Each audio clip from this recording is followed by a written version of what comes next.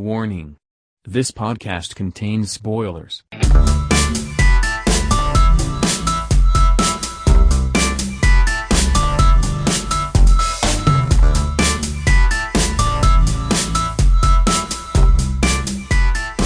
Third World Cinema Club. Hello again, guys. I mean, hello. Welcome to a short standalone episode of Third World Cinema Club. I'm John Tawasil from Present Confusion. I'm Princess Kinok of Film Police Reviews. I'm Jim of Jimilicula at iba pa. Yeah. So in this very quick little episode, we're gonna talk about a film na kakalabas lang sa KBO. Lumabas Yes. siya theatrically nung February. So I hope napanood nyo. It's Michael Red's Block Z. Yan. Yay! Episode review. Parang ang tagal natin hindi na episode review. Yes. Tagal Film review. Ang tagal natin hindi film review. So, solong-solo natin tong episode na to, guys. Ganun.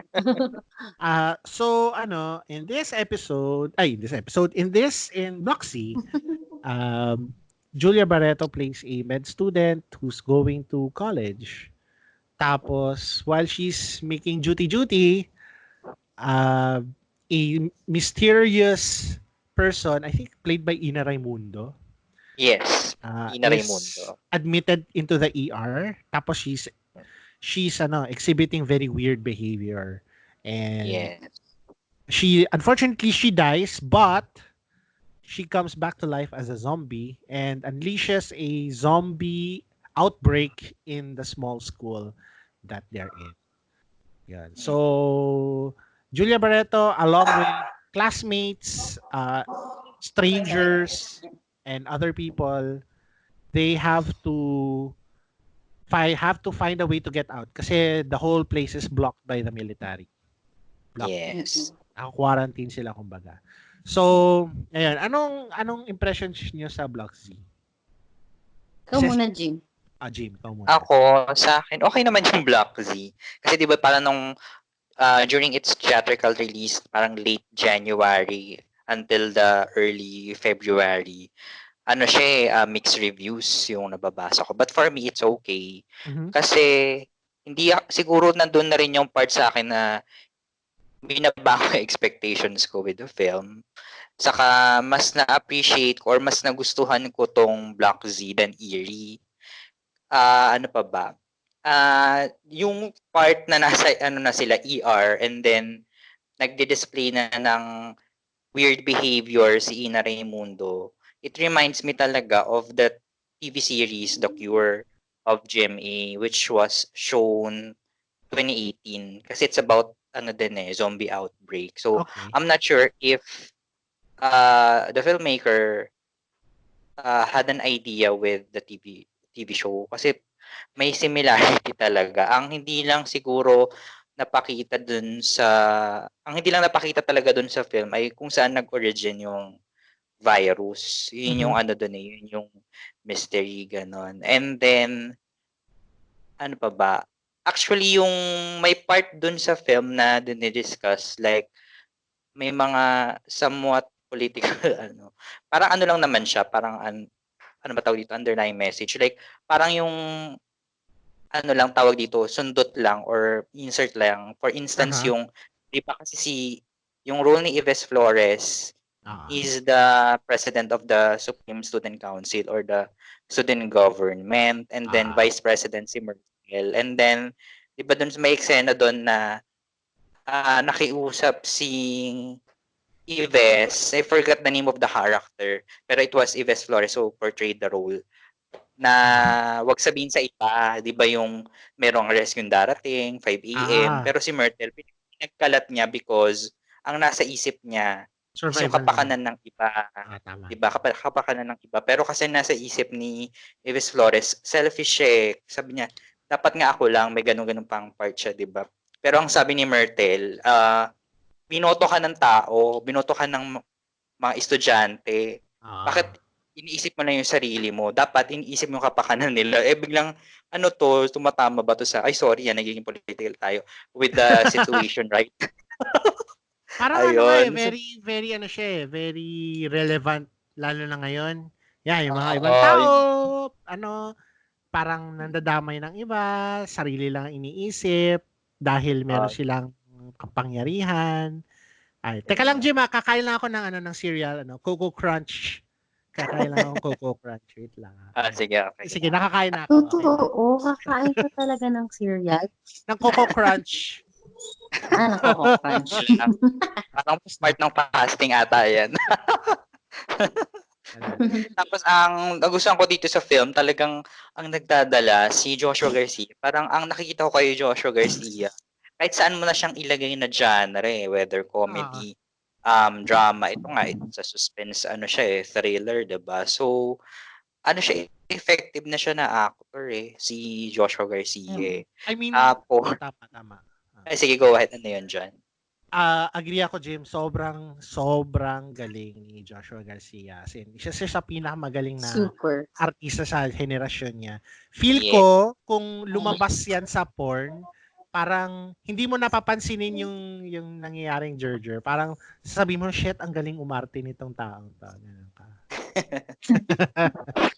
Yun talaga yung reference mo, no? Oo. Yun ang attention ko talaga na kay Joshua Garcia kasi hindi ito dahil attracted ka or crush mo, hindi magaling siyang actor, diba? So, nakikita na, kasi dati nung napapanood ko si Joshua Garcia in the TV series, Nasaan Ka Nang Kailangan Kita, that was the TV show na kasama siya after the PBB. So, hindi mo siya napansin, and hindi ko siya napapansin. And then suddenly, when he when he was part or the lead of the film, Vince and Kat and James, makikita mo na, ang galing ng actor na to, ganon. Tapos kahit pa paano with I Love You Hater, ganyan, and Love You to the Stars and Back. Kasi itong parang last Thursday ata, yung pinalabas siya. Hindi ko napanood ng buo, pero nakakita ko ng glimpse, ay magaling talaga si Joshua. And then, ito, di ba, Block Z. So parang, ang nakikita ko may future talaga ng batang to. Para siyang yung Jean Lloyd Cruz ng generation natin ngayon. Ganun yung generation ngayon. So, yun yung nakikita ko. And then, ano pa bang comment ko with Block Z? Ang panira talaga yung yung gitar. Sobra. Nag-gitara si Ian Veneracion dun sa yun, kumbaga parang kalagitnaan na naghahanap sila ng way para makaalis. Diba, ng way para makapunta dun sa tawag dito, dun sa may helipad ba yun or something kung saan lang magla-landing yung rescue. Biglang kalagitnaan, biglang ganun yung nangyari. Tapos natatawa na lang ako nung niremind sila ni I'm sorry. Ay, sorry. Ako kasi, salungat naman sa pagkagusto mo dun sa film, ako hindi ko siya masyado nagustuhan. Parang dahil dyan lalo sa sine na parang okay, sige, uwi na tayo kasi naglulukohan ng tao. Tapos parang meron pa silang genetic immunity na parang seryoso, sino ba nagsulat nito? Bakit si Julie may genetic immunity? Parang wala namang galit kay Julie, pero parang bakit biglang nagka-genetic immunity? Ano ba to? Airborne disease ba to? Ano ba to? So yun. So logistically hindi akma yung guitar scene na parang siguro siningit na lang for dramatic purposes. Yung parang out of place na siya yung guitar scene na kumanta. Parang natatawa na lang ako nung biglang ni-remind sila ni Joshua Garcia, yung character ni Joshua na, guys, remind ko lang kayo ng oras. Guys, remind ko lang may zombie parang may ganun siya sinabi. Nakaloka. Yung yung John, since bilang pathology, meron bang posibilidad na magkaroon ng outbreak na zombie like yung The Thing? Tapos, I mean, naman, parang zombies in themselves, hindi naman talaga realistic in that sense na wow, ang bilis naman ng virus mag-spread, ganyan. Pero ano nga ba sasabihin ko? Ang overall impressions ko sa Block Z, I mean, as a genre film, it's a very entertaining. Kumpara doon sa mga ibang attempts at genre ni Mick Red. Gaya ng Eerie, yun. Dead Kids. Mas gusto ko tong Block Z in terms of entertainment. Pero, yun nga, zombie films in themselves may inherent entertainment value na yan. Ang ang hirap pumalya sa paggawa ng zombie film. That said, yun nga, yung gaya ng sabi ni Jim, may opportunity si Micred na mag-insert ng something, commentary dito. Kasi the best zombie films include commentary about society in general.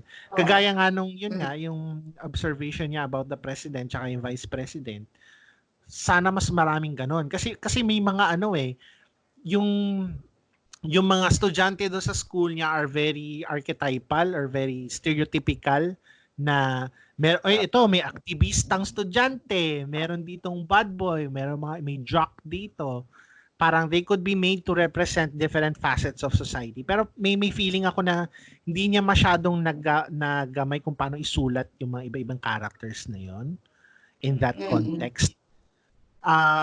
Additionally, yung scene na gitara, I know it's very, very unrealistic na tipong, hoy, marinig kayo ng mga zombies. Oo, ganun.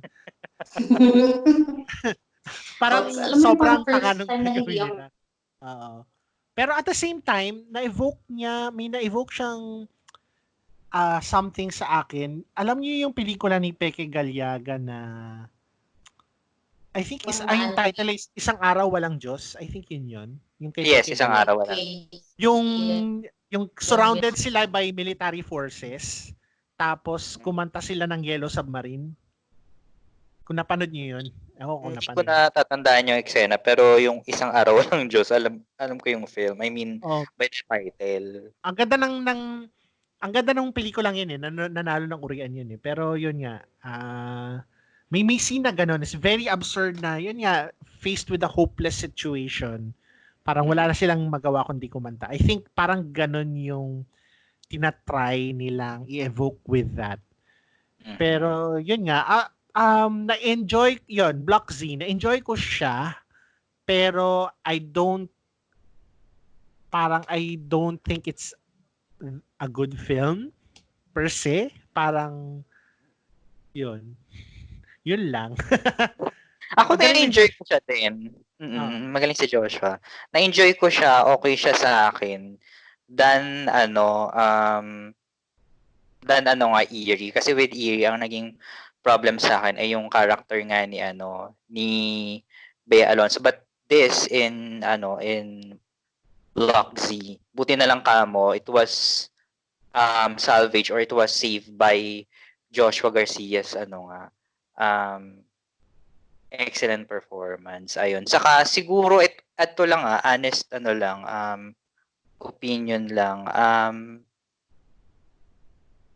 Para for me, if this film ay nagawa during the 90s, it could be effective kasi siya ang type kasi ng ganitong film ng Block Z is a teen horror movie. Ganun yung So during the 90s may mga ganito. So ang refreshing lang siya on this year, although kasi ginawa na siya before. Kaya siguro ganun. Pero sa akin kasi okay siya dahil fast-paced naman, ganun. So na-enjoy ko naman, entertaining naman siya for me. Ayun. Would you say, Jim, na in contemporary times, ito favorite mong teen horror movie?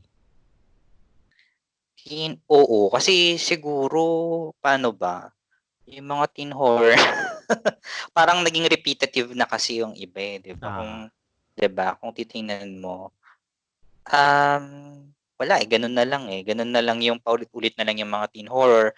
Actually, yung teen horror na napapanood ko na lang lately was part of Shake, Rattle, and Roll na before, or mga alam mo na yung mga tungkol sa haunted house or ano pa ba, mga ghost stories, gano'n, na teen ng bida or mga rising stars, gano'n. But with now, okay naman. Okay naman yung Black Z. Wala naman akong may mga problems yung film or problematic naman talaga. Pero as long as na-entertain naman ako, okay naman. Okay naman sa akin. Ako, in terms of recent teen horror movies, mas na-prefer ko ng konti yung Banal. Available siya sa Netflix. Oo. Hindi ko masyadong trip yung performance ni yung performance ni Joshua Garcia sa Bloxy is better than all of the performances sa Banal combined. Pero in terms of yung special effects, execution, medyo type ko ng konti yung Banal. Tsaka may something siyang sinasabi, although medyo traditional, about parang Western versus non-Western belief systems. May parang ganun siyang paek-ek eh. Tsaka, although hindi naman siya ganun ka-political, pero yun, recommendation ko din yun. Pero yun nga, Jim, agree naman ako na yun. In term, may value naman si Block Z compared sa previous na works ni tawag dito, ni Mick Red. Oo, saka in fairness naman, aminado, maganda naman yung effects ng film. Saka yung thing na din, which is sinasabi nga dito ni Cez, agree naman ako doon. Kasi kitang-kita mo naman with the result of the film. Oo nga. By the way, guys, nag-chat na lang si Cez ngayon kasi medyo pangit connection niya. Ayan. So, babasahin na lang namin yung mga comments niya sa chat. Ayan. Sakto lang yung bilis. Sabi ni Cez dito, sakto lang yung bilis tsaka maganda yung choreography ng zombies, which agree naman ako. Isa rin palang comment about sa Block Z.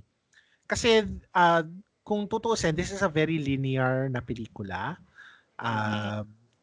Kailangan nila pumunta sa helipad para makatakas. Technically, basically yung gagawin nila. Pero yung para sa akin, sobrang skewed nung sense of time minsan na although may map sila, di ba may mapa sila nakadrawing, wala kang sense na of direction na parang dito sila pupunta or yung mga ganon. Wala kang idea where they are at any one time. Yun. Tapos may scene dyan sa Block Z na hapon yung last na scene na yon. Tapos nung babalikan natin na sila, gabi na. So ano yung ginawa nila in the intervening time? Parang totoo yun. Sila, ganun. Kasi madaling araw yung takas nila eh. So kailangan nilang i-pad out yon. Pero dahil ang laki ng mga gaps minsan sa timeline ng pelikula, nawawala yung sense of urgency na kailangan sila makaabot dito. Parang for me din, ang dama ko din doon was masyado nang truncated yung eksena na sana kahit papaano may singit dun sa ibang oras. Kasi parang ang lockdown talaga ng interval. Parang, okay, ano nang ginawa? Ganon din yung nasa isip kay while watching. Parang, ano ginawa nila dito sa mga times na to? Dapat, di ba, meron na silang plano. Kaso kasi feeling ko ang iniisip siguro din ni Mick Red or the other involved in the production ay parang hinahabol talaga ang 2 hours na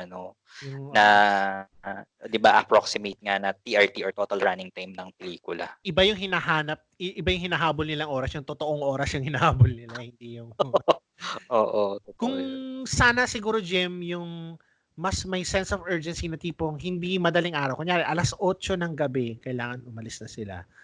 Tapos, they only have, siguro, exactly 2 hours to get to that, yun, talagang makakaramdam ka ng tension, at least at that end. Pero, rin noon dyan, parang, kasi iisipin mo din, parang ba't ganun? Parang hinaharangan na lang sila sa lahat ng way nila ng zombie. Yun na nga eh. Yun, diba? Parang wala bang ibang, lahat ba talaga? Or, okay, gets ko naman na, okay, so ano na nangyari na parang wala na talagang ibang way, talagang lahat yun na block na talaga nung mga zombies. Ang isa pang naging question ko, kasi di ba nahulog si Myrtle? Si Myrtle. Let's say nahulog talaga si Myrtle, pero puti din mo walang blood. So, sana kung siya, di ba? Walang blood yung niya, yung pagkabagsak niya. Let's say nakasurvive siya, sana pinakita na parang ano kaya nangyari kay Myrtle, nakasurvive siya or what. Saka isa pang napapansin ko dun sa performance, ito forgive me, pero kasi parang si Yves kasi, gets ko na yung ganun yung character niya, pero siguro nga dahil nung napanood ko rin siya sa Lola Igna, parang I find yung performance niya na weak.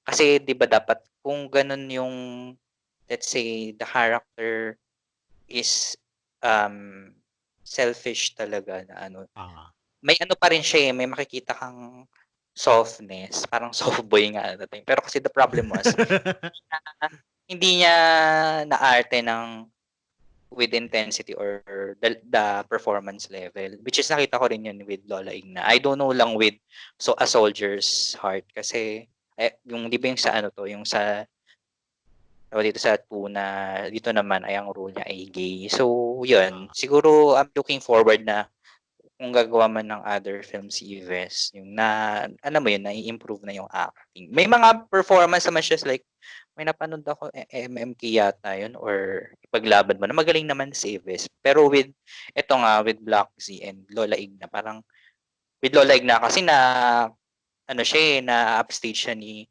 Royce Cabrera kahit konti lang yung eksena ni Royce. So yun lang yung napapansin ko with si Joshua kasi talaga yung dumadala doon sa yung nagbubuhat doon sa pelikula. Yun lang yung napapansin ko with Block Z. And then comes to performances, yan. Yun. Yun, Jim. Agree naman ako.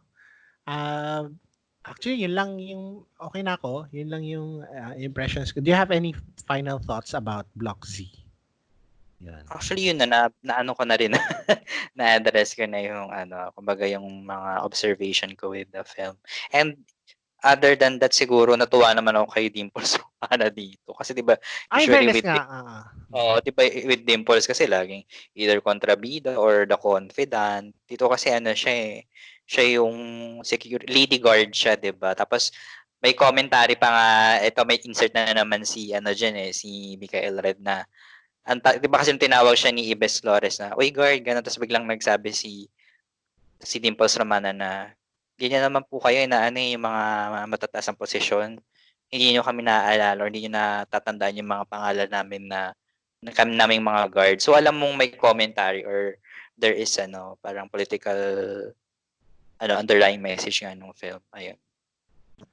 Meron namang gustong sabihin yung mga pelikula ni Make Red. Pero other than siguro yung earlier films niya, Birdshot tsaka Neo Manila, hindi ko masyadong nararamdaman yung bigat niya sa mga later films niya. So sa Dead Kids, sa medyo may medyo may pagka surface level, pero kung if you're trying to reach to a mainstream audience, ewan ko, I guess in some way, pwedeng ganun para at least parang primer na, sige, ganito, ganyan. Tapos kayo na mag-build from that. Siguro. Ganun. Ses, meron ka pang through chat. Ganun eh. Meron ka pa bang, wala na, tahimik na si Ses eh. Yun. Ses, nandiyan ka pa ba? Ses. Yan natin, isiyans natin si Ses. Baka... Ay, grabe. Ses, nasaan ka? Sians on Wet Afternoon. Title lang film na Sians on Wet Afternoon. Anyway. Ayan. Punta tayo sa ayan, may tinatype si Ses. Oh, di ba na-summon natin? Ses, we have someone. Wait lang. Teka. Nagtatype si Ses. Ayan. Itatype ko na. Naririnig mo kami. Naririnig mo kami. Okay.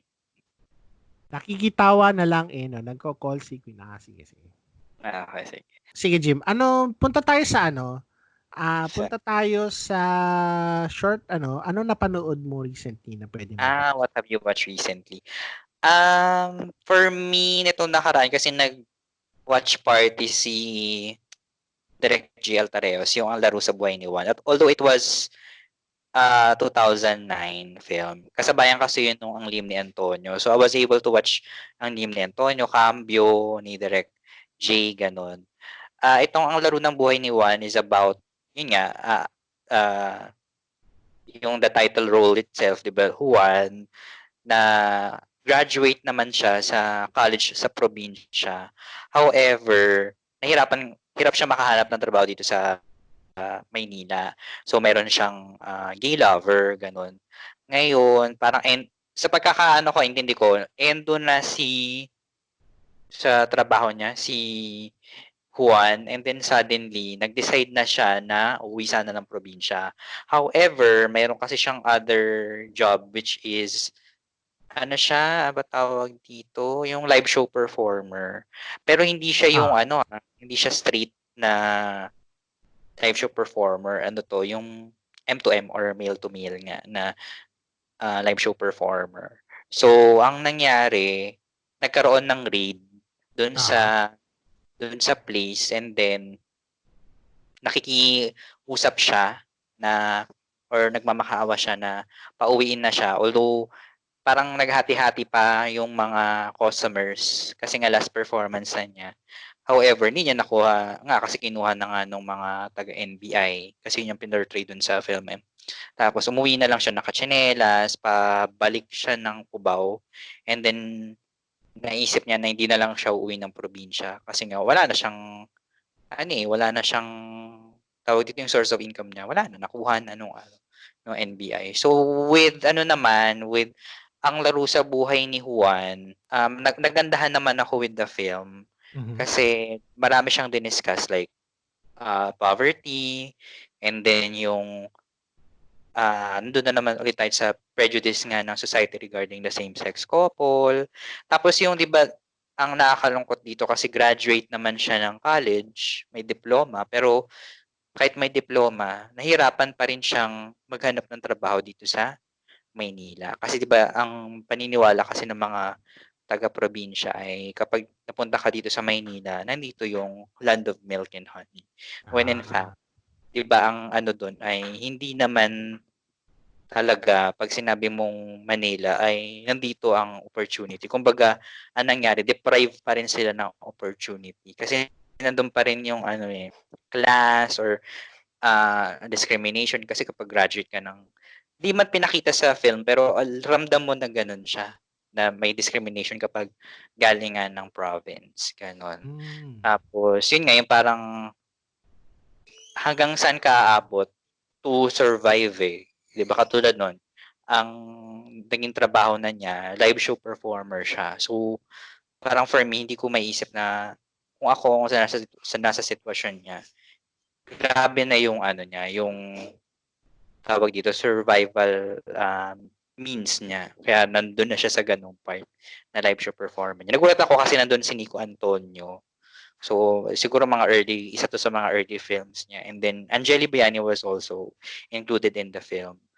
So, may eksena rin doon sa film na yung relief na nakuha ni Angeli Bayani, natapon sa kalsada, tapos nasa parang, hindi na totally kanal, parang may maduming tubig. Kasi hindi ba yung kapag kunyari may naglalab or something na doon napupunta sa may kalsada. Ay, ang nangyari, natapon yung, may parang nakabangga sa kanya, tapos natapon. Pinulot niya pa din. Tapos mayroong nakalagay na parang tarpaulin na, ano ba to? Yung dama ang unlad, may something ganun. Yung panahon pa ni GMA yun. So, alam mo nang may political message siya. Ganun. Yeah. Interesting. Tapos ano pa ba napanood ko? Yun nga, yung Your Name, na Tagalized version sa Channel 2 kahapon na na-enjoy ko kasi hindi ko kasi siya napapanood lagi ng buo. So, I never thought na maganda siya. Tapos yun nga, nung nag-post ako sa Twitter, diba, sabi ko, para siyang The Lake House. Although magical kasi yung Your Name kasi nagpalit sila ng katawan. Like kasi with Lake House, di ba, suratan lang ng letter.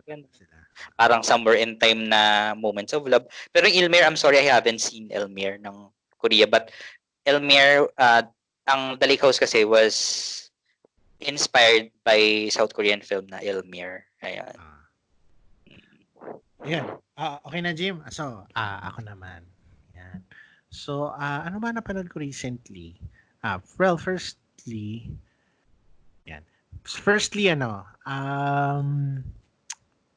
yung isa sa napanood ko, o pinapanood ko ngayon ay isang Korean series. Yan.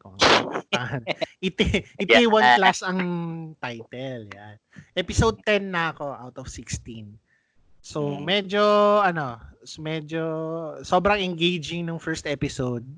Ang recommendation ko, panoorin nyo blindly. I mean, basta makita nyo kung, basta isa about the restaurant industry, pero it's more than that, of course. Tapos may mga magagandang moments siya, and it talks about a lot of things sa Korean society na hindi masyadong pinag-usapan, lalo na sa mga earlier episodes niya. So sana mag-keep up yung quality kasi nakaka-addict talaga siyang panoorin.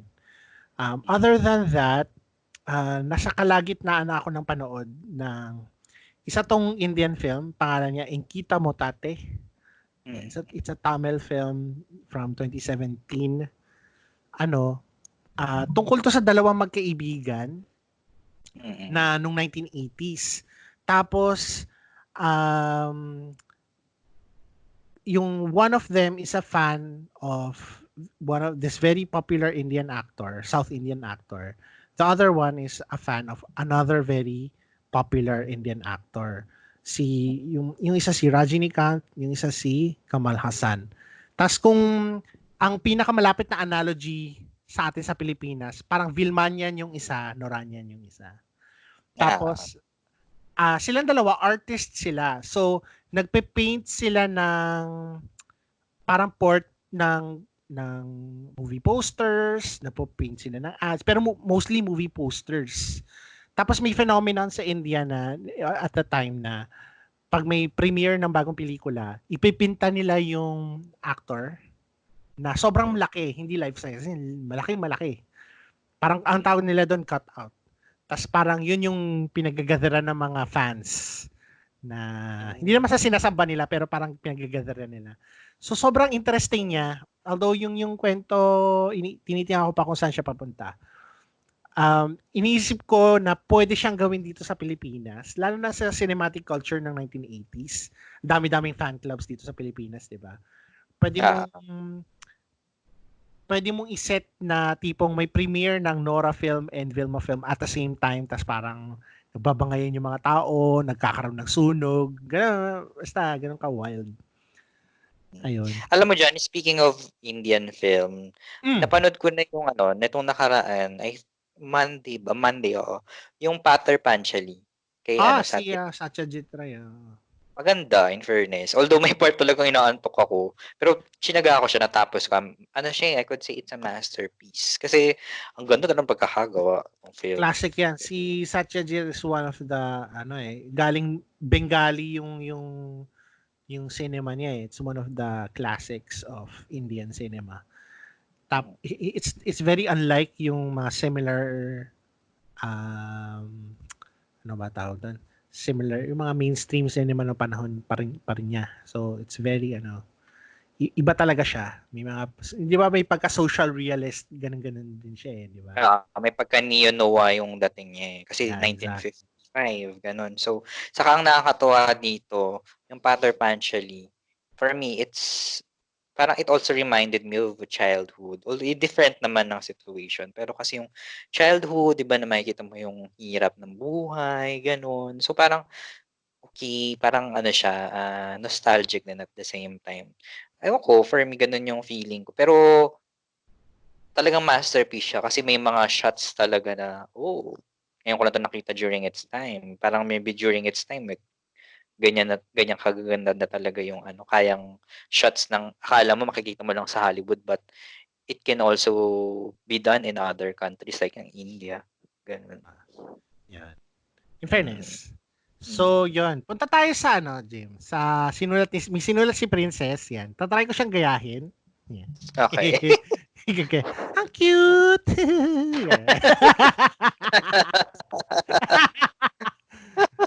Joke lang. So, ang Natawa siya. Natawa pa si Princess. Halang niya. Kasi naabutan yung niya. Ang haba rin na sinabi niya. Wait lang. Sige, ikaw na magsabi dyan. So, ang pinanood ni Princess ay yung finale ng Goblin, isang K-drama. Sabi ni Princess, maganda at nakakayak pala talaga. Ha ha ha. Yan. Ha ha ha. Ilang beses ko na na-try. Ilang beses na daw niya tinry panoorin nung naging free daw siya, sakto na umpisa niya sa Asian Novela Channel. So, Asian Novela Channel, yan. So, una, nakakamiss manood ng televised cable. Actually, ako, tagal ko na hindi nakakapag-panood sa TV, legit na TV ng cable eh. Siguro 1 taon na mahigit. Yung aabangan mo yung schedule ng palabas at kahit alam mo sa isang araw, 3 beses mo siyang mapapanood. Nakakadagdag yung thrill na maabutan mo siya. Yon. Second, since television show siya, maganda ang pagkakagawa ng Goblin, magagaling yung mga actors niya, and surprisingly, kasing edad ko na sila. Wow! Ilang taon ka na ba, sis? Unlike nung... Unlike ka, edad mo? 40 years old as 40 years old ka na, sis? Talaga? Unlike nung... Talaga? Unlike nung pasikat pa lang yung K-drama nito. Isa daw siya sa nakanood ng first wave na dinominate nila Song Hye Kyo, Kim Tae Hee, at so on na ngayon ay nasa 30s na. Wow, 30s na pala si sis. Yan. So, wala siyang magagawa eh kasi hindi siya Siguro itong Gong Yu? So, dito nakakatuwa yung ilang characters lang na nagpapanggap as high schoolers. The rest sila Gong Yu and Lee Dong Woo na talagang gamay na ang sister ng K-drama mood ay napakahusay sa pagganap. Nagustuhan daw din niya yung story na deeply rooted sa beliefs ng Buddhism na malawakang binapractice daw ng mga Koreano. Oo nga naman. And especially sa ng reincarnation. Yan. Also, appreciate daw natin yung mga Tagalay series kasi mahuhusay yung mga voice actors. Ay, totoo yan. Kasi yes. Yung mga voice actors natin, sinishare natin yan sa radio. Kung nagre-radio Mindanao Network kayo, ewan ko kung meron sa inyo nakikinig pa rin dyan. Yung, meron siya lang yung, nagre-radio dramas yung mga yan, paminsan-minsan. Tapos, nakakatuwa sila kasi engaging yung mga kwento nila kahit na, yun nga, puro boses lang. Tapos, yung iba dyan, dinidescribe nila o paano sila, parang, ito na, parang, makita ako ng hagdan. Yung mga ganun, di ba? Gano'n kasi hindi mo wala siyang wala tayong video. So, by audio, kailangan may describe. Like, kunwari, masasagasaan ako ng kotse. Ayan pa pala. Ayo. Gano'n. May isa dyan na dinramatize nila yung Ozone Disco Fire. Alam mo ba yun, Jim? Yung sa Ozone? Nagkasunog sa disco tapos hindi sila makalabas. So, yun, nasusunog ako. Talaga dinidescribe nila nasusunog sila. Kailangan ako. Kasi kumbaga yung imagination mo yung gagana by describing kung ano yung situation through through radio drama or voice drama. So, ito nag-type si Ses, totoo nag-radio drama sila. Talagang kailangan sakop nila at any ages yung voice nila. Marami dyan, very flexible yung boses. Tas totoo yung Ozone totoo yun. As in, pinsan ko yung nakapakinig nun, tas ni-record niya, pinapakinig niya sa akin. Hindi ko alam kung kailan ba yun. Basta 90s yan eh. So, medyo... 1996 yung Ozone. Kasi talagang yung Ozone Disco, putok na balita siya during the 90s. Kasi, kumbaga, dyan nasilip kung paano ang isang establishment like bar, itong Ozone Disco, ay tawag dito, paano sila nagkakaroon ng safety precaution. Yes, kinder pa tayo, pero talagang maingay talaga siya na balita noon. Nung kinder pa daw si Ses nun, Jim, sabi ni Ses, sumikat yung Ozone. Kinder ka dyan, ulul! Ay, grade 1 ganun, grade 1, ganun. 40 years old ka na nga, di ba? Kasi edad mo si Gong Yu. Lul. Tama ba yun? Hindi ko na nagaya si Ses, hindi ko na siya nagaya. Cute! Pino lang. Ayan. So, anyway, ayan, dyan natatapos ang ating maiksing episode ng Third World Cinema Club. Ayan, sana na-enjoy nyo. Kaming dalawa ni Jim, tsaka spirito ni Ses. Ito, natatype siya. Ayan. Natatype siya sa kawalan. Yes, hope you enjoy talaga this episode. Ayan, sabi ni Ses, yes po, sana po na-enjoy nyo. Yun ang aking princess, impression. Gawa nga tayo ng episode, Jim, na parang ini-imitate natin ang isa't isa. Ay, grabe. Si Tristan, natin. Tapos si Hindi DJ. ako nagagawin impress. Pero hindi ko kaya yung ginagawa ni DJ kasi ang ganda ng boses niya eh. Pang zen talaga. maliwanay eh. Parang, Yun ang pang DJ. Pang DJ talaga yung boses. so thank you Skype for having us. Thank you to our sponsors, Meralco. Charot. Ano naman ang computer natin. Yeah. Mag-Skype tayo. Wag na yung Zoom. Ano na yung Zoom na yan? Ako, ano? We're back to the 2010s sa Skype. 2010s tayo, ha? Oh. Ayan, guys. So, see you guys next time. Yeah. Bye.